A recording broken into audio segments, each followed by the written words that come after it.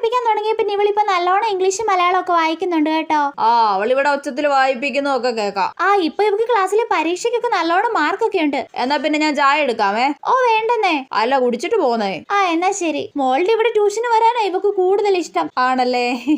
എങ്ങനെ ഇപ്പൊ ഫീസ് ചോദിക്കുന്നേ? അത് കിട്ടിയിട്ട് വേണം പുതിയ ടോപ്പ് എടുക്കാൻ. ചേച്ചി പിന്നെ ഫീസ്? അയ്യോ മോളെ, ഞാൻ ഫീസ് വീട്ടിൽ നിന്ന് എടുക്കാൻ വിട്ടുപോയി കേട്ടോ. നാളെ തരാം കേട്ടോ. ശരി ചേച്ചി. മോളെ, പിന്നെ ഇവക്ക് മലയാളത്തിൽ ഒരു പാഠം പഠിപ്പിച്ചിട്ടില്ലായിരുന്നോ? ഏത് പാടവാ? മലയാളം അല്ല, ഇംഗ്ലീഷ്. ഇംഗ്ലീഷിൽ ഏത് പാടവാ? ഏതോ പാഠം പഠിപ്പിച്ചില്ലെന്ന് ഇവൾ എന്നോട് വന്ന് പറഞ്ഞായിരുന്നു. ഏത് പാടാ മോളെ? ഫീസ് ചോദിച്ചപ്പോ തള്ളയുടെ അടവ് കണ്ടില്ലേ? ആ പാഠം പഠിപ്പിച്ചില്ല, ഈ പാഠം പഠിപ്പിച്ചില്ല, അത് പഠിപ്പിച്ചില്ല, ഇത് പഠിപ്പിച്ചില്ല. എപ്പോ ഫീസ് ചോദിച്ചാൽ ഈ ഡയലോഗ് അടിക്കും. മോളെ, ദേ ഈ പാഠം. അത് പഠിപ്പിച്ചായിരുന്നല്ലോ. ഞാൻ പഠിപ്പിച്ചില്ലേടി? എനക്കറിഞ്ഞൂടാ.